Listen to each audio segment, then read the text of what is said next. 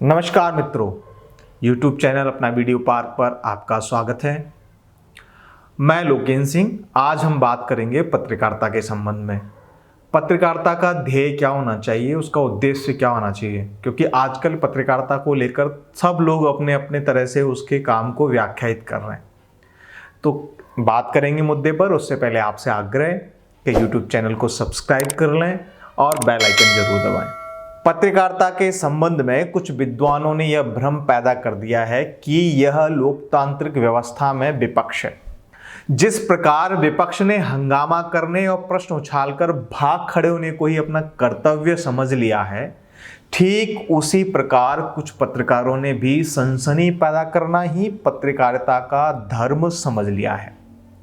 लोकतंत्र के चौथे स्तंभ की विराट भूमिका से हटाकर न जाने क्यों पत्रकारिता को हंगामा खेज विपक्ष बनाने का प्रयत्न किया जा रहा है।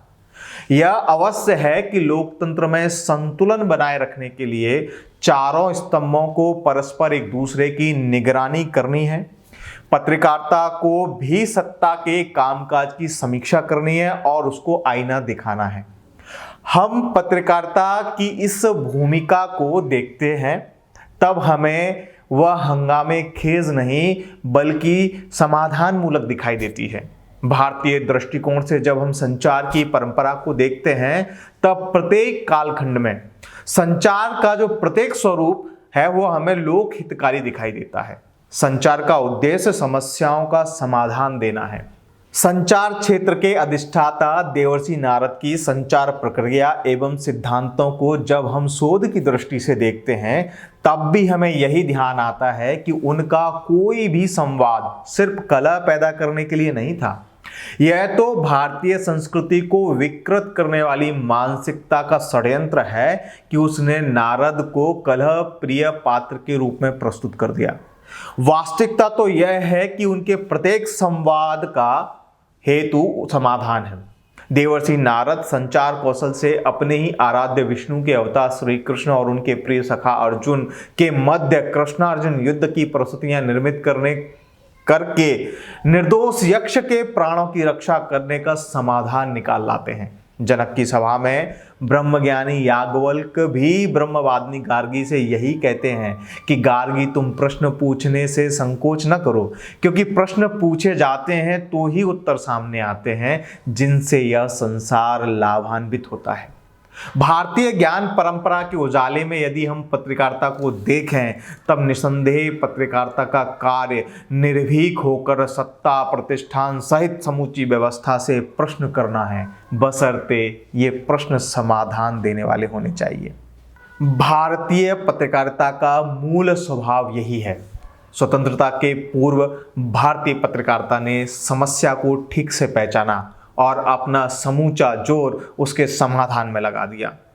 प्रतिबंध झेले, दंड झेले, लेकिन समाधान की जिद नहीं छोड़ी। एक समाचार पत्र के कार्यालय पर अंग्रेज सरकार ताला लगाती तो दूसरा समाचार पत्र स्वतंत्रता के ओजस्वी स्वर को बुलंद करता।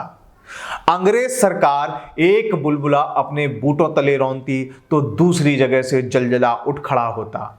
स्वतंत्रता के बाद भी, व्यावसायिकता हावी होने के बाद भी भारतीय पत्रकारिता ने समाधान देने के अपने स्वभाव को जिंदा रखा। यही कारण है कि संविधान की हत्या करके जब देश को आपातकाल की अंधेरी कोठरी में ढकेला गया तब भी पत्रकारिता का यह मूल स्वभाव प्रदीप्त हो उठा। सामान्य दिनों में भी देश हित और लोक हित के मुद्दों पर पत्रकारिता ने लंबे विमर्श खड़े किए हैं। किसी भी मुद्दे पर योजना पूर्वक समाचारों की श्रृंखलाएं तब तक प्रकाशित की जब तक कि उसका समाधान न निकल आया। आज भी पत्रकारिता के विविध माध्यमों ने समस्याओं के वरक्ष समाधान देने की प्रवृत्ति दिखाई देती है। हाँ, समाधान मूलक पत्रकारिता की यह लौ मध्यम अवश्य पड़ी है, लेकिन बुझी नहीं है। आवश्यकता है कि पत्रकारिता में आ रही नई पीढ़ी इस बात को समझे और सनसनीखेज हो रही पत्रकारिता को समाधान देने वाली पत्रकारिता की ओर खींच कर ले जाए। भारतीय जनसंचार संस्थान के महानिदेशक प्रोफेसर संजय द्विवेदी कहते हैं, मीडिया की अवधारणा पश्चिमी है और नकारात्मकता पर खड़ी हुई है। इसे सकारात्मक भी होना चाहिए। मीडिया सिर्फ समाचारों के लिए नहीं है, यह समाज और राष्ट्र के लिए भी है।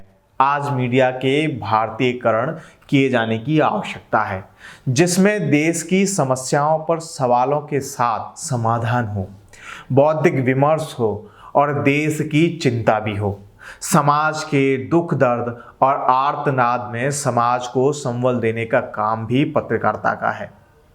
पत्रकारों का काम केवल समाचार देना नहीं है, सत्यान्वेषण करना भी है।